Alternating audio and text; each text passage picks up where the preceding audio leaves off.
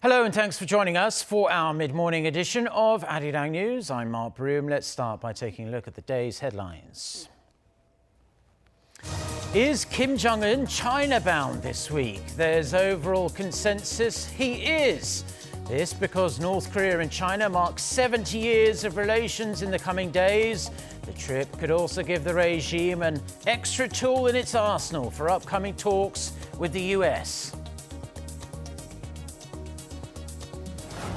Turning the corner, that's the hope, as new data shows for the first time in 5 months. Important economic indicators on industrial output, facility investment and retail sales all went up in South Korea.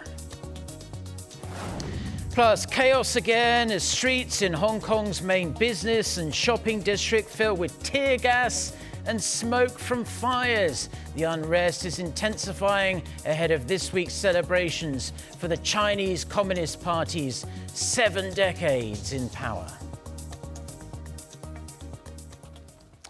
Let's begin, though, at South Korea's top office. President Moon Jae-in will chair the inaugural meeting of the 19th National Unification Advisory Council. It's going to happen this afternoon at the Presidential Blue House. The National Unification Advisory Council is a constitutional organization established to advise the President of South Korea on the formulation of a peaceful unification policy. President Moon and the Presidential Council members are expected to discuss President Moon's summit talks in New York last week with US President Donald Trump. They will also share their views on the future of North Korea-US talks and future prospects for the peace process. With North Korea and China set to mark the 70th anniversary of their diplomatic relations, many watchers are speculating North Korean leader Kim Jong-un may travel there this week. Observers say that if Kim does go, Pyongyang may use its close ties with Beijing as leverage ahead of its delayed working-level negotiations with the United States. Lee Seung-jae with the details. North Korean leader Kim Jong-un has visited China 4 times since assuming power in late 2011. Kim visited China just before his first and second summits with US President Donald Trump to show the cooperation between the two communist allies. And with working-level talks between Pyongyang and Washington tentatively set for some time in the near future, many speculate Kim may again visit China, and as early as this week.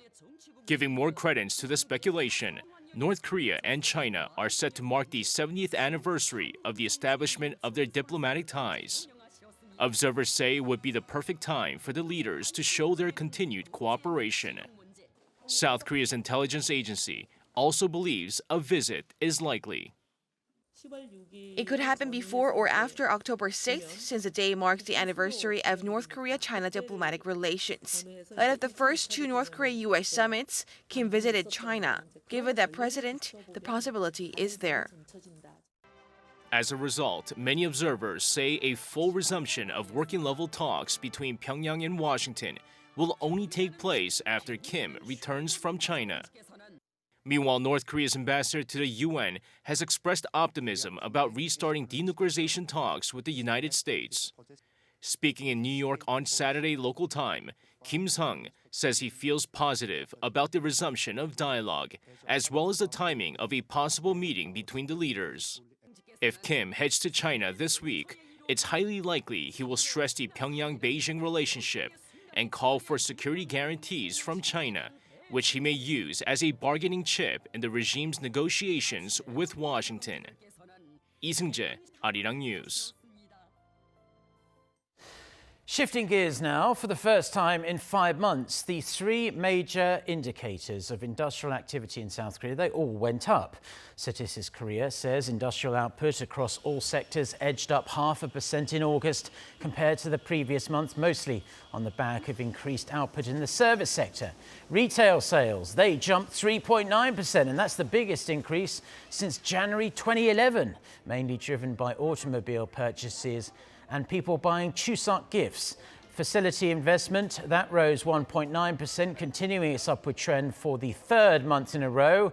The coincident index, which measures the current economic conditions in the business cycle, also rose for the first time in 3 months. However, the leading economic index, which shows future business conditions, that fell for the fourth straight month.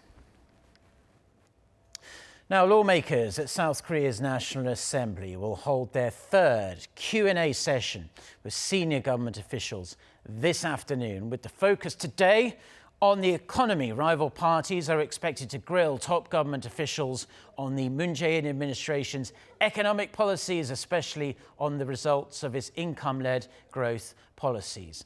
Lawmakers are expected to slam officials over slowing economic indicators, especially on the trade front, which has really been hit hard by Japan's recent trade curbs, as well as the trade war between the US and China. Another potential flare-up will be the ongoing probe surrounding newly appointed Justice Minister Jong-un and his family, who has been accused, they have been accused of making dubious investments in a private equity fund. Now, the United Nations is warning that the world economy could be hit by recession in 2020, after growing by what's projected to be the slowest rate since the 2008-9 global financial crisis. And as our Hong-yu reports, the UN says the recession, if it comes, is almost certain to hit practically every economy in the world. The United Nations Conference on Trade and Development projects global economic growth this year to come in at 2.3%. This would be the lowest since 2009, when due to the global financial crisis, world economic growth fell to minus 1.7%. Not only are developed economies such as the US and the EU seeing sluggish growth, but so is China, the country long called the factory of the world. China is doing all it can to keep its economic growth at 6%, but it's hindered by its protracted trade war with the US. China saw growth of 6.4% in the first quarter of this year, but that went down to 6.2% in the second quarter. The US, meanwhile, has seen exports fall this year by 1.7%. The growth it's seen since 2017, the UN says, is fading, and the investment boom is weakening. In the EU, the troubles are in Germany and the UK. Germany's second quarter GDP growth decreased by 0.1% on year, and there is a possibility of yet another decrease in the third quarter, which would technically mean a recession. The UK faces the possibility of a no-deal Brexit. Meanwhile, one of the countries hit hardest by the US-China trade war is South Korea, which depends highly on exports and especially intermediate goods shipped to China. Fitch Ratings, one of the world's main credit rating agencies, says that trade war plus trade uncertainties with Japan could knock Korea's economic growth down by 0.5 percentage point. And with downside risk accumulating, Bank of Korea Governor Lee Ju-yeol has also cast doubt on the central bank's projection of 2.2% growth. In a workshop with the media last Friday, he said both exports and investment have decreased, mainly because of weak global demand for semiconductors, something he does not expect to improve in the near term. Hong-yu, Arirang News. Now, South Korea has slammed the injustice of Japan's export controls on Seoul at the latest meeting of the Wassenaar Arrangement, which is one of the world's 4 major export control regimes. Seoul's trade ministry said Sunday that it called for the international community's interest in the matter during the latest meeting of the Wassenaar Arrangement held last week in Vienna. The South Korean delegation said Tokyo has put forth unilateral export controls on Seoul for political reasons, despite the fact Seoul has faithfully abided by global export control norms. Turning our attention to the African swine fever outbreak in South Korea now, and a suspected case reported on Sunday at a slaughterhouse in Hongseong, Chungcheongnam-do Province, has turned up negative. Now, based on the findings of the first autopsy, the Agriculture Ministry concluded 19 pigs died on Sunday morning due to suffocation after they were put into the slaughterhouse all at once. The autopsy result is a massive relief to Hong Kong, which is home to 2.3 million pigs, but quarantine efforts are still underway to halt the further spread of the highly contagious animal disease, which was first reported in the country on September 17th. With South Korea still struggling to identify the origin of the outbreak, Prime Minister Lee has instructed officials to look into all possibilities, insisting officials act by the book. The Prime Minister raised the possibility the outbreak may have originated from underground water or even perhaps small insects. So the South Korean government did sigh a big sigh of relief after the suspected case of African swine fever we just talked about in Chungcheongnam-do Province came back negative. However, officials are still on high alert as the dwindling supply of pigs is beginning to be reflected in the price of pork here in South Korea. Kim Hyo-sun reports. Pork prices, which have already increased due to continued confirmed cases of African swine fever across South Korea, are expected to jump even more following the recent suspected case in Chungcheongnam-do Province, an area that accounts for 1/5 of South Korea's total pig population. The average wholesale pork price for next month is estimated to be between $3.3 and $3.5 a kilogram, which is 3 to 7% higher than the same time last year. As wholesale prices creep up, wholesalers and consumers are starting to feel the pinch. We can't purchase pork as it's too expensive due to the government's movement ban on pigs. Since the first case of African swine fever was confirmed in South Korea in mid-September, over 95,000 pigs have either been slaughtered or are scheduled to be. This has led to a significant drop in the pig supply across the country, with the number standing at some 973,000, which is 140,000 lower than this time last year. Pork prices will fluctuate less if the African swine fever crisis ends soon, but the market is expected to experience uncertainty for some time to come. There's a lot of attention on the pork auction market this week, as the continued pork shortage is expected to hit the retail industry and consumers hard. Kim Hyo-sun, Arirang News. Now, with South Korea a firmly aging society, the number of deaths reported in the country last year was the highest on record, while deaths from cancer was still the #1 cause of death. The number of women suffering from Alzheimer's disease and men from pneumonia is on the rise. Kang Hyung-woo reports. 29,820 people died in South Korea in 2018. That's the highest figure since 1983, when related statistics were first compiled. An average of 819 people died each day, 36 more than the previous year. The death rate, which refers to the number of deaths per 100,000 people, was 1.18 times higher for men than women. People over 80 years old accounted for 46.3% of deaths last year. But the mortality rate due to senile diseases such as Alzheimer's disease and pneumonia skyrocketed over the past year. In addition, deaths due to Alzheimer's disease were among the top 10 leading causes of death for the first time. The mortality rate due to the disease was 22.5% higher than the previous year and 214% higher than a decade ago. In particular, more women were affected than men. However, pneumonia was the third leading cause of death, with death among male patients higher than in women. The number of cases of pneumonia and Alzheimer's disease have skyrocketed.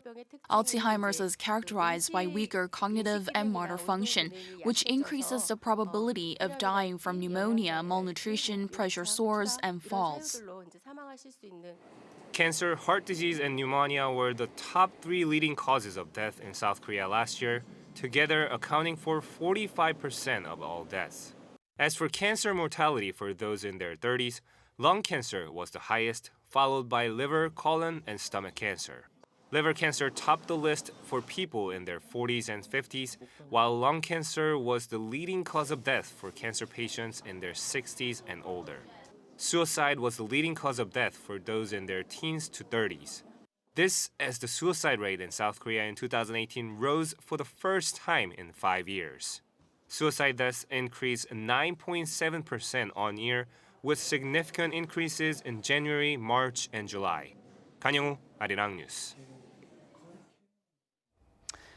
Now, on a much happier note, South Korea's female golfers have done it again, bagging yet another LPGA title. Hur Mi-jung closed her final round on Sunday at the Indy Women in Tech Championship in Indiana with a 4-under 68, impressively holding on to her lead for the entire tournament. With the win, the 29-year-old took home the rather impressive $300,000 winner's check. This is her 4th LPGA Tour victory of her career, following her previous win just last month at the Ladies Scottish Open. South Korean players have a combined 13 tour wins this season, meaning they've won exactly half of the tournament so far this season. And staying with sports, the South Korean women's handball team has qualified for the 2020 Tokyo Olympics after defeating China 32-20 in a qualification match on Sunday. Now, this achievement makes them the first in both men's and women's handball to qualify for 10 straight summer games. South Korea qualified for the LA Olympics in 1984 and have qualified ever since. The Spanish men's national handball team qualified for 9 straight games until 2012, but failed to qualify for the 2016 Rio Games. The handball team is also the first South Korean team in any ball competition to book their tickets to Tokyo.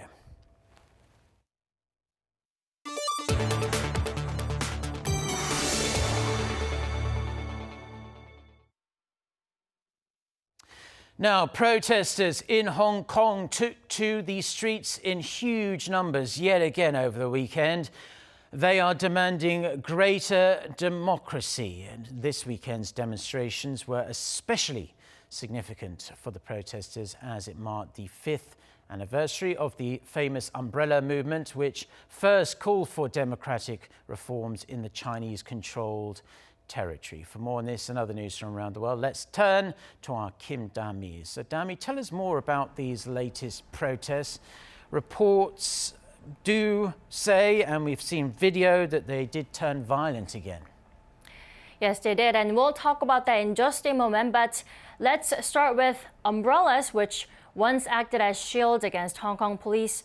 5 years ago, they were back in force over the weekend. The 2014 umbrella movement was the city's first ever homegrown pro-democracy movement, but the 79-day-long protest failed to win any concessions from China on the right to free and fair elections. To mark the umbrella movement, some 300,000 protesters returned to the same location, central Hong Kong, urging the government to respond to its 5 demands, including ending police brutality. But unlike the umbrella movement, the demonstrations were not so peaceful. Calling the rally illegal, Hong Kong police fired tear gas and water cannons against demonstrators who vandalized government buildings and set small fires across districts. Dozens of people were reportedly arrested. But Hong Kong protesters were not alone. Pro-democracy movement activists also rallied in 72 other cities, including Seoul, Sydney, and Berlin. China is now gearing up to celebrate its 70th year of communist power on Tuesday, but demonstrators' cry for greater democracy is expected to amplify with another mass march planned in Hong Kong on Beijing's special day. Popular heartburn drug Zantac will no longer be available at American retailer CVS over fears it could cause cancer. Sales are now suspended following concerns that ranitidine products like Zantac may contain a carcinogen. Ranitidine reduces the amount of stomach acid, relieving indigestion and acid reflux. France and Canada have already recalled Zantac. Health authorities advise that patients taking the drug should consult with a doctor who can prescribe alternatives to ranitidine. Elon Musk's spaceship that may help humans become an interplanetary species one day has been finally revealed. During a presentation at SpaceX's testing facility in Texas on Saturday, Musk introduced the new Starship. It's taller than the Falcon Heavy with a length of 50 meters and a diameter of 9 meters and should be able to lift 150 tons of payload. Musk detailed his plan for a Starship to be up to an altitude of 65,000 feet in a few months. Once that milestone is reached, the CEO noted that the next flight goal would be achieving orbit.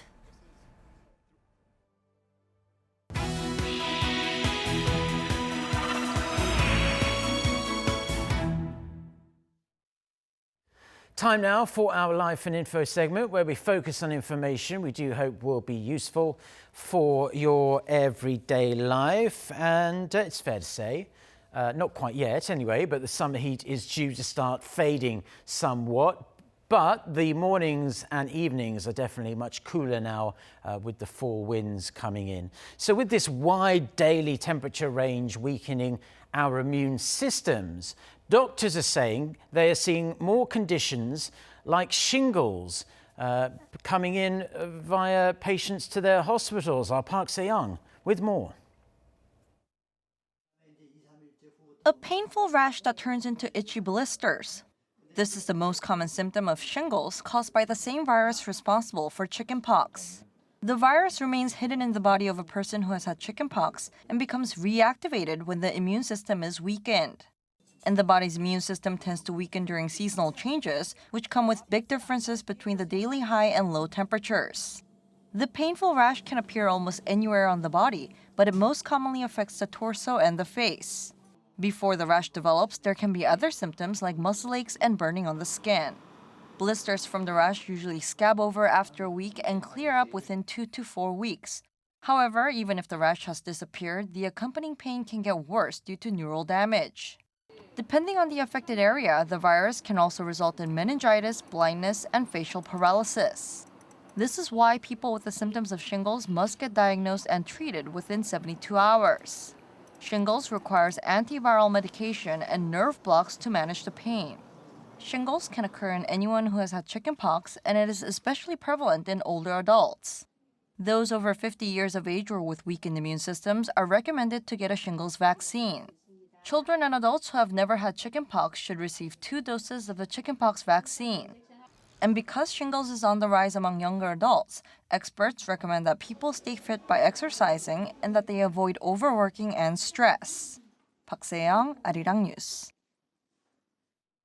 The South Korean government plans to hike tax rates on high-earning online influencers and YouTubers in an effort to prevent tax evasion. Seoul's finance ministry said it has been collecting information on YouTubers who earn more than $10,000 in foreign currency annually, as YouTubers get paid in the form of foreign remittance via Google's Asia Pacific HQ that is located in Singapore. The tax office here says there is a grey area on taxation for online influencers, adding that it will tighten the rules to ensure they and YouTubers pay their fair share in taxes.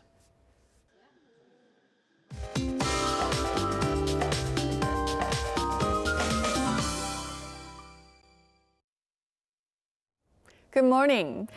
Top temperatures normally hover between 23 to 25 degrees Celsius around this time of year, but daily highs will be nearing 30 degrees Celsius again in most parts of the country. And it will be mainly sunny up north, but Jeju and Jeolla and Gyeongsang-Namdo provinces will see some rain into tonight, but it should be cloudy for the rest of the southern regions. But we now need to look out for the 18th typhoon of the season, Mi-tag. It is forecast to pass through Shanghai in China tomorrow afternoon, approaching the Korean peninsula by dawn on Thursday. Typhoon Mi-tag is forecast to be as powerful as Tafa, bringing heavy showers and strong gusts. And as the typhoon approaches, certain parts of the country in Jeju will see rain on Tuesday, expanding nationwide by Wednesday. In mountainous regions on Jeju could see up to 600 millimeters, up to 400 millimeters of near Jisan Mountain in Chungcheongnam-do Province.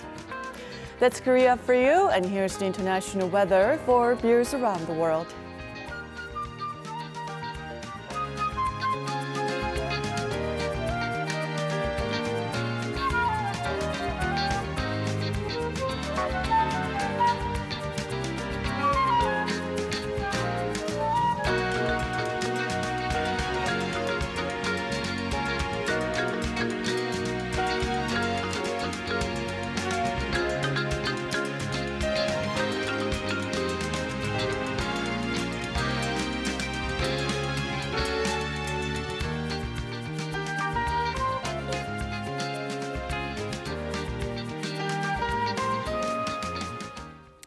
Well, that's where we're going to have to leave the news and weather for now on this Monday morning here in Seoul. Stay tuned to Arirang TV. Plenty more coming up, including our next newscast at noon Korea time. So until then, goodbye.